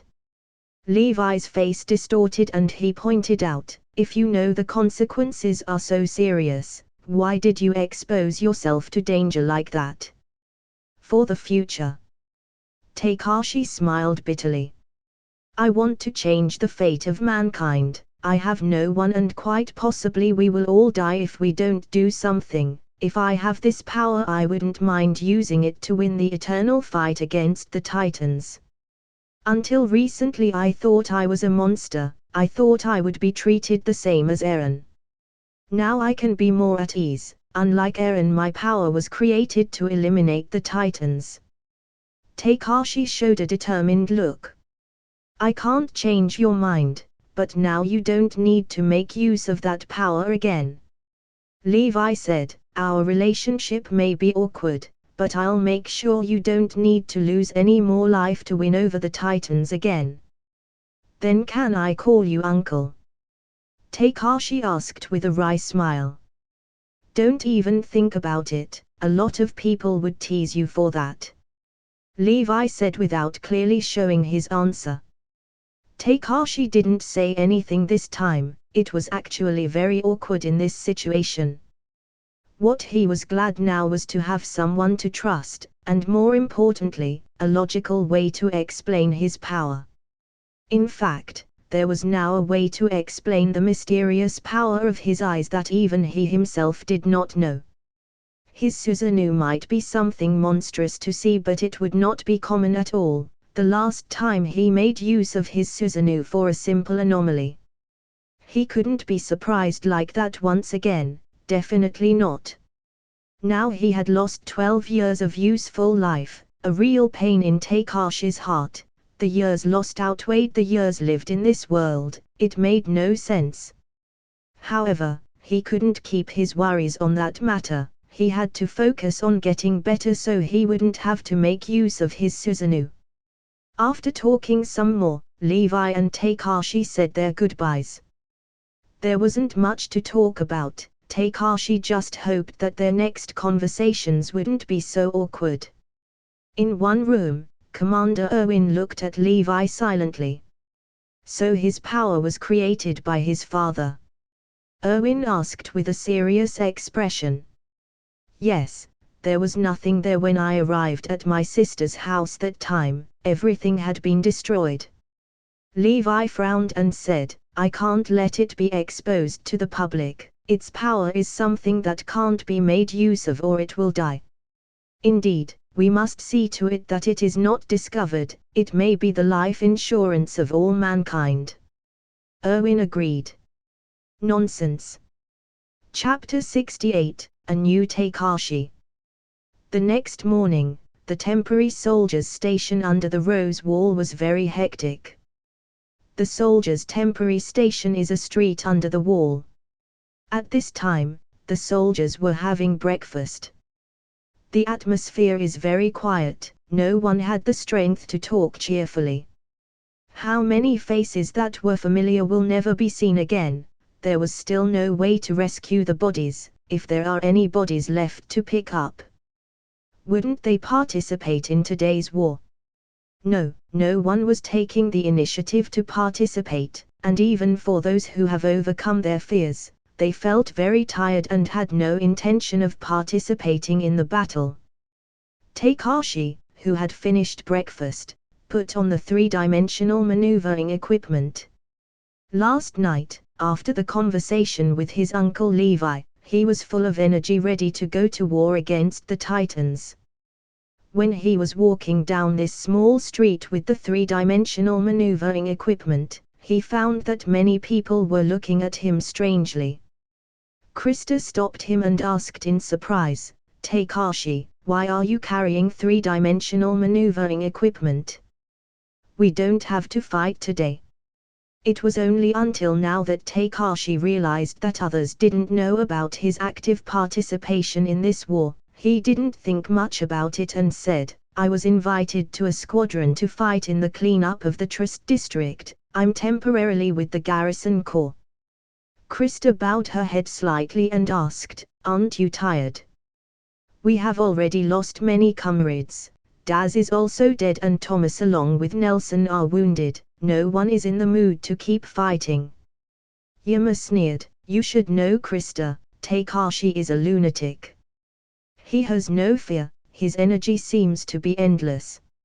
I'm sorry I let you into his squadron, fortunately we have graduated. Krista, come on. Takashi wasn't angry, he was now familiar with Yama's behavior and said, we have to talk later, although my behavior shouldn't be wrong, right? Am I the only one who takes the initiative to fight in this war? Takashi looked around for a moment, but found that everyone was looking at him silently. Jean, Connie, Armin and Mikasa all looked at him without speaking. Only then he realized that it was abnormal. No one made the decision to participate in this war except him. Sasha and Mikasa were simply resting, as if their mentality was broken. No fighting mentality at all. Jean learned that Marco had not returned and was very uneasy. Sasha was not ready to fight. Hesitating to even go to the Survey Corps or not. And the others, there is nothing to talk about them, they are not warriors, they are just new cadets just graduated without much combat experience. Yesterday they fought for a day, experienced the fear of facing the Titans and saw their classmates getting bitten by the Titans. Sasha from one moment to the next approached Takashi and asked, Takashi, do you still intend to continue fighting? I can't believe you're participating in the cleanup today. Should I participate too? Takashi was stunned for a moment. He looked at Sasha and said, Sasha, Don't be silly, it was enough what we experienced at the end of the battle, rest for today. He really didn't want to push anyone in this fight, everyone is responsible for their own decisions. He would definitely feel bad if soldiers died just to follow him to the battlefield. Very few were those who had the ability to adapt to the battlefield, just look at the small number of Survey Corps members. He also had moments when he wanted to give up, and even wanted to run away. If it wasn't for his true feelings and determination, he would have decided to stay away from danger. When he became stronger due to the chakra and his aptitude, his confidence increased to engage in battle against the Titans. His battle experience now could be considered acceptable, but that doesn't take away the fact that he could die at any time. But I want to try.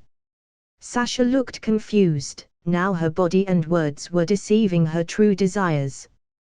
Don't push yourself, forcing yourself won't make you stronger overnight. Takashi said with a smile. You should be careful, don't put yourself in danger like last time. Sasha said with concern. Takashi just looked at Sasha before nodding. I will take care of cleaning up the city and eliminating all the Titans. Sasha, you shouldn't be scared, in a few years quite possibly the Titans will be nothing but history. Yama reluctantly exclaimed, if everyone were as strong as you, the Titans would have been exterminated long ago. Hearing that, Takashi looked down, sighing helplessly he nodded. It doesn't matter how strong you are to be a good warrior, as long as you have a purpose to be one, confidence will slowly form within our bodies. His expression was calm. Takashi said to Yama, no one is born strong. When I was weak I thought of running away, I even cried at nights for help. But I knew no one would come looking for me, no one would help me solve my problem. The only thing I can do for you is to keep fighting, don't worry, we won long ago. Takashi didn't say anything else, he didn't care if they fought or not, his gaze was firm and he set out to help those who wanted to continue this battle. As he withdrew his gaze, he turned to the regiment stationed under the wall. Takashi had been a coward all his life, today he had that strength he needed inside his body. Commander Erwin had opened his eyes, now he should not be arrogant and focus on his own goals in silence. Takashi had another chance to live and now he is Takashi Ackerman. Everyone watched Takashi's lonely back disappear at the end of the street, and the atmosphere suddenly became a little weird. Watching Takashi disappear, Armin was a bit stunned. He suddenly felt that Takashi's and Eren's words were a bit similar at this moment. Somehow he understood that Eren and Takashi had very different personalities, but they could speak cheerfully and with determination in difficult times. They not only had the same goal, but also a similar trait, but that similarity had nothing to do with killing Titans or freedom. Mikasa silently watched the disappearing figure of Takashi. She had not been able to get along with Takashi, the person with the same last name as her that she did not know well. She knew it was his fault, she couldn't understand sometimes his behavior when Eren was in the way. Krista watched him disappear down the street, her eyes suddenly becoming steady. Jean was struggling with his hair. His expression changed several times and she didn't know what she was thinking. However, on a street corner, a group of 3 had somber expressions. Annie said in a light voice, there's no way he survived the hit he took, he should have died. Well, I look at him very much alive, I still find it hard to trust that you did the job. Berthold said with a hesitant look. Reina unconsciously replied, yeah, maybe you didn't hit him like you mentioned yesterday afternoon. That's not possible. Annie said dumbfounded. Chapter 68, A New Takashi. The next morning, the temporary soldiers' station under the Rose Wall was very hectic. The soldiers' temporary station is a street under the wall. At this time, the soldiers were having breakfast. The atmosphere is very quiet, no one had the strength to talk cheerfully. How many faces that were familiar will never be seen again. There was still no way to rescue the bodies, if there are any bodies left to pick up. Wouldn't they participate in today's war? No, no one was taking the initiative to participate, and even for those who have overcome their fears, they felt very tired and had no intention of participating in the battle. Takashi, who had finished breakfast, put on the three-dimensional maneuvering equipment. Last night, after the conversation with his uncle Levi, he was full of energy ready to go to war against the Titans. When he was walking down this small street with the three-dimensional maneuvering equipment, he found that many people were looking at him strangely. Krista stopped him and asked in surprise, "Takashi, why are you carrying three-dimensional maneuvering equipment? We don't have to fight today." It was only until now that Takashi realized that others didn't know about his active participation in this war. He didn't think much about it and said, "I was invited to a squadron to fight in the cleanup of the Trust district. I'm temporarily with the Garrison Corps." Krista bowed her head slightly and asked, "Aren't you tired?" "We have already lost many comrades. Daz is also dead and Thomas along with Nelson are wounded. No one is in the mood to keep fighting." Yama sneered, "You should know Krista, Takashi is a lunatic. He has no fear, his energy seems to be endless. I'm sorry I let you into his squadron, fortunately we have graduated. Krista, come on." Takashi wasn't angry, he was now familiar with Yama's behavior and said, "We have to talk later, although my behavior shouldn't be wrong, right? Am I the only one who takes the initiative to fight in this war?" Takashi looked around for a moment, but found that everyone was looking at him silently. Jean, Connie, Armin and Mikasa all looked at him without speaking.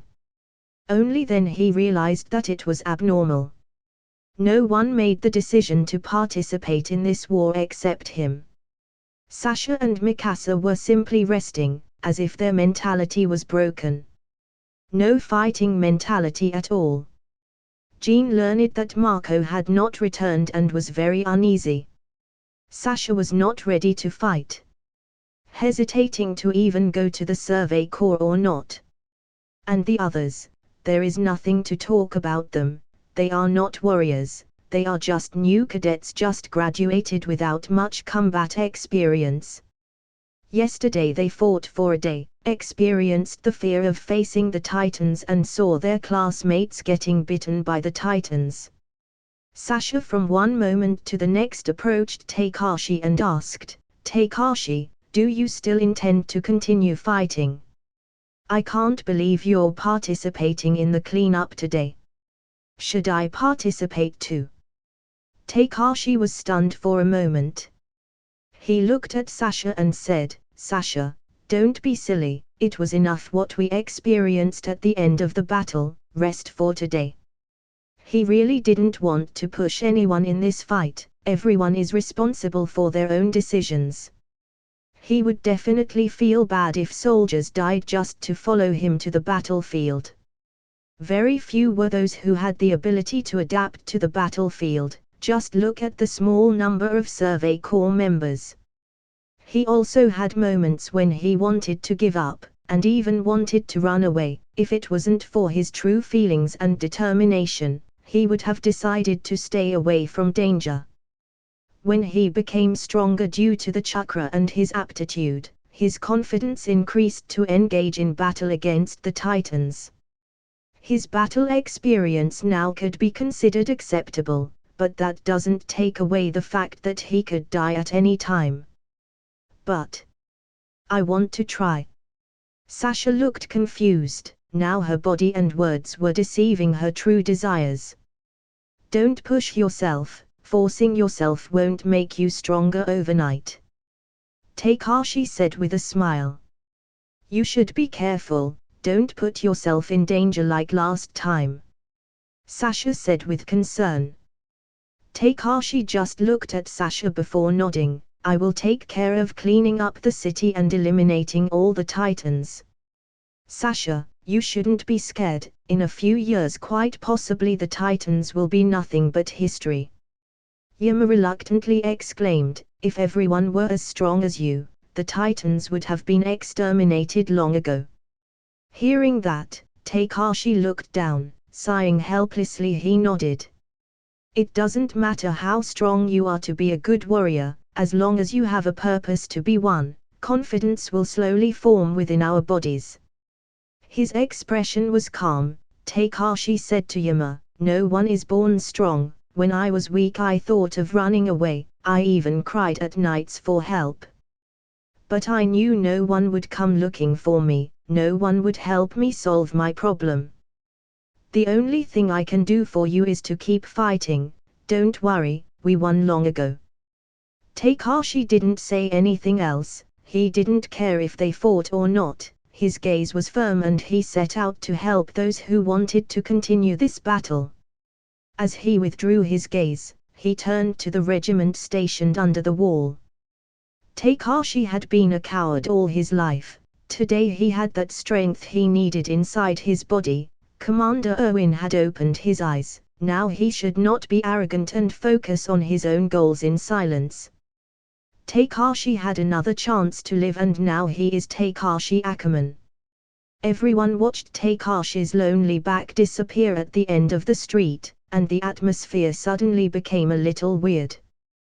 Watching Takashi disappear, Armin was a bit stunned. He suddenly felt that Takashi's and Eren's words were a bit similar at this moment. Somehow he understood that Eren and Takashi had very different personalities, but they could speak cheerfully and with determination in difficult times. They not only had the same goal, but also a similar trait, but that similarity had nothing to do with killing Titans or freedom. Mikasa silently watched the disappearing figure of Takashi. She had not been able to get along with Takashi, the person with the same last name as her that she did not know well. She knew it was his fault. She couldn't understand sometimes his behavior when Eren was in the way. Krista watched him disappear down the street, her eyes suddenly becoming steady. Jean was struggling with his hair. His expression changed several times and she didn't know what she was thinking. However, on a street corner, a group of 3 had somber expressions. Annie said in a light voice, "There's no way he survived the hit he took, he should have died." "Well, I look at him very much alive. I still find it hard to trust that you did the job," Berthold said with a hesitant look. Reina unconsciously replied, "Yeah, maybe you didn't hit him like you mentioned yesterday afternoon." "That's not possible," Annie said dumbfounded.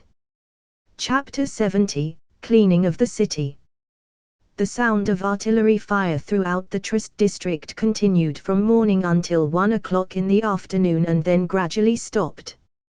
After Takashi and the others were ready, they began the cleanup operation. After taking the elevator to the wall, Takashi saw the familiar Captain Kit's whaleman again. Many of the garrison soldiers looked at Takashi with slight relief.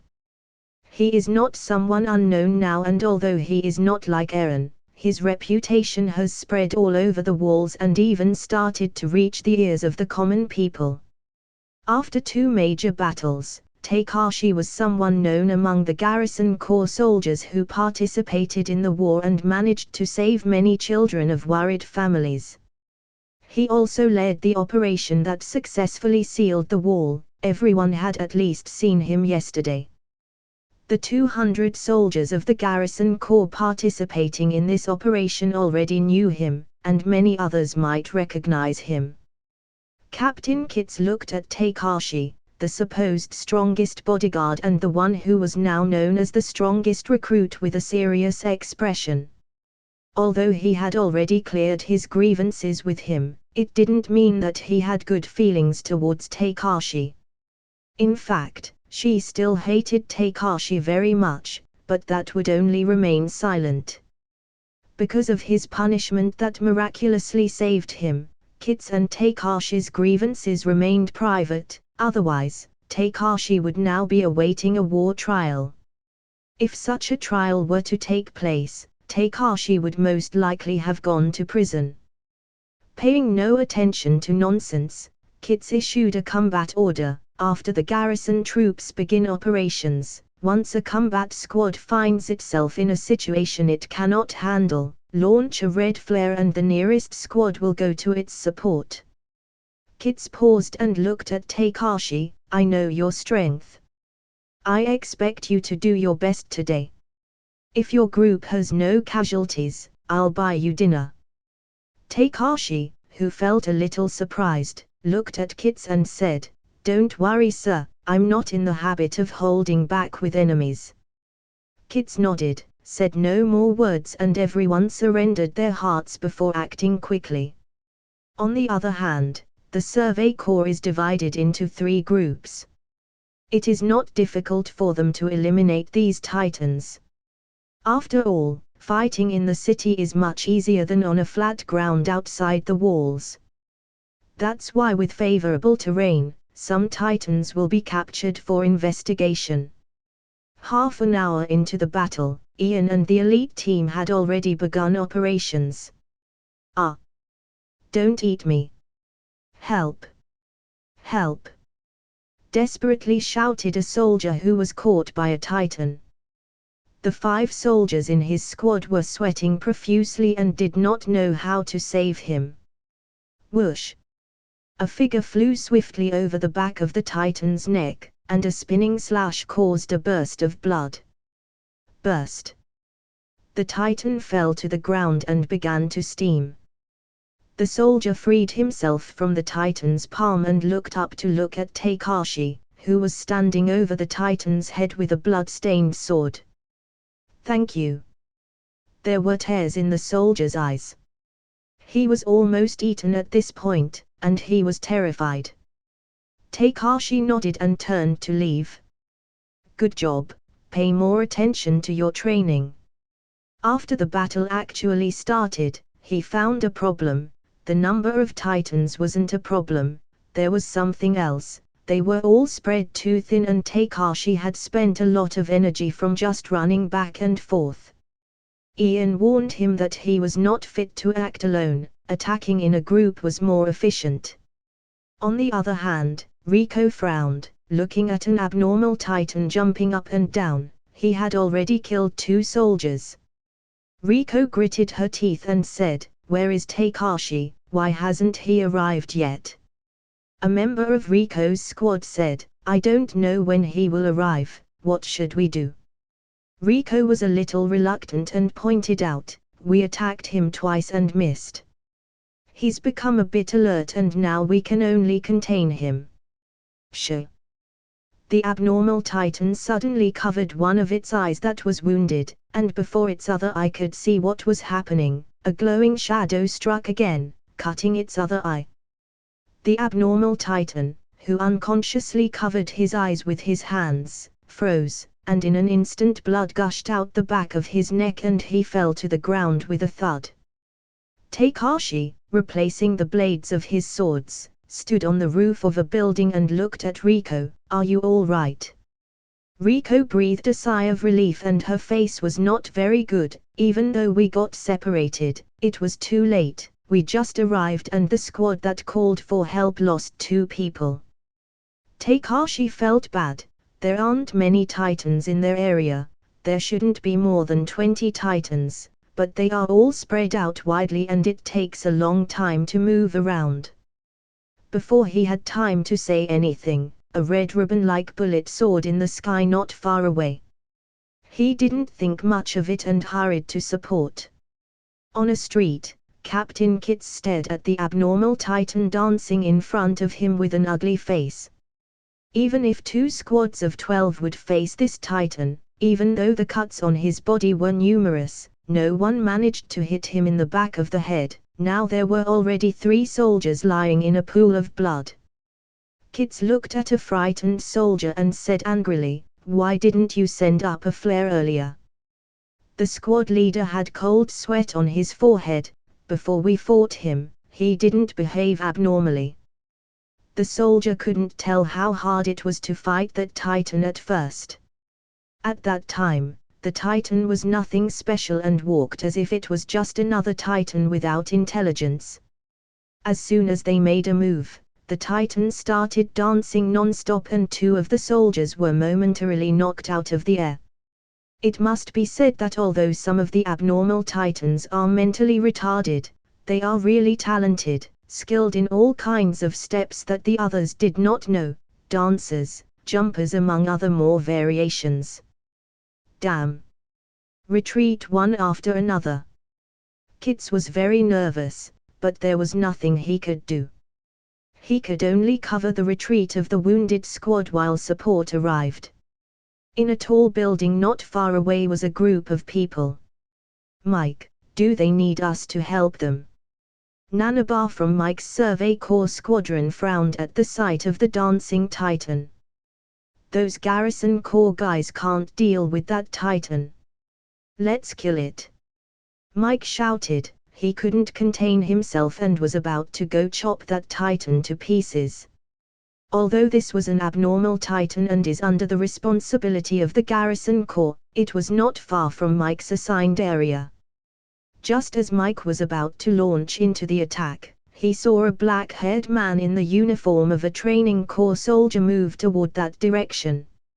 Mike returned his blades towards his team and said with a bit of curiosity, "Looks like there's no need to help them, a powerful boy has arrived." On the other hand, Takashi looked at the bodies of the soldiers on the ground, his expression turned cold and his eyes sharpened. His team's anchor flew out and pinned him to the building next to the dancing Titan. The gas sprayed frantically and the retractable rope quickly retracted. Whoosh! Under the action of a pulling force, Takashi moved toward the abnormal Titan like a sharp arrow. In the air, his left and right hands are inverted holding his knives. The blade of the right hand and the blade of the left hand in parallel position were poised, and the chakra in his body began to mobilize, flowing through his limbs and blades. The dancing Titan noticed Takashi's approach and slapped him quickly. With the enormous pulling force and the extra force of the gas pulled from his retractable rope, Takashi's body spun frantically, his movements making his blades spin like a spinning top. Spinning along that abnormal Titan's arm was contracted to his shoulder, producing a long blood show. Slap! The moment it stopped spinning, Takashi jumped up and slashed the Titan's eyes with a knife angrily. The abnormal Titan shrieked in pain. Takashi used the Titan's body as a fixed target and swiftly cut the tendons and joints of the Titan's body. Then 2 long slashes reached the tendons behind the knees of its legs. Burst! The abnormal Titan suddenly knelt on the ground, arms drooping and eyes bleeding. Takashi flew with the help of his 3-dimensional maneuvering equipment, stood on the wall of a building, fixed his waist to the Titan's neck and once it moved, slashed swiftly. Slash! Blood splattered his hands, and the Titan's neck was almost cut in half by Takashi, and its body fell forward. Kits and the 2 squads at his side were relieved, there was surprise in their eyes. As the Titan gave them the sword a moment ago, they did not see how Takashi had blinded the Titan's eyes. However, they saw Takashi running towards the Titan, cutting off its limbs, moving too fast and fiercely. Brilliant! Kits froze, the Titan's blood had reached his face. This time Takashi was fierce because he was angry, otherwise there would be no need to make so many turns and waste gas. On the roof of a building not far away, a soldier from Mike's squadron took a deep breath. "Did you see what I saw? It seems to have spun on the Titan's arm. Except for Captain Levi, are there any other people who can do that?" Nanabar's expression showed surprise and she said, I think it's a bit different. I've only seen the captain use it a few times before, so I'm not sure. Indeed, it is a little different. Because the chakra burst out as an impulse, Takashi doesn't need much effort now to perform those moves. However, this is not only because of the chakra in his body, but also because of the excellent control over the three-dimensional maneuvering equipment. The tall and sturdy Mike looked at the soldiers of his squad as if they wanted to ask him something. Captain Mickey raised his eyebrows and said a little jokingly, "Tell you what, don't think you can learn this trick yourselves, it's not something ordinary people can learn. Don't ask me how I know it." Mike remembered when he saw Captain Levi's manipulation and wanted to imitate it. Result. Not to say, he was pretty sure it's not something ordinary people can learn at all. The soldier next to Mike said, "Captain Mike, I didn't want to ask you that, I also know I can't learn those moves at all. I practiced too, I almost cut my head off." The soldier paused and said, "I just wanted to say that I ate meat last night and my stomach hurts, shouldn't I have offended you with my words, Captain?" Mike was silent. If they weren't in a dangerous place, he would have beaten that soldier for being such a fool. That's it guys. Hope you like the video. Like, share and subscribe for more Naruto what ifs. And tell me in comments if you have and recommendations for future.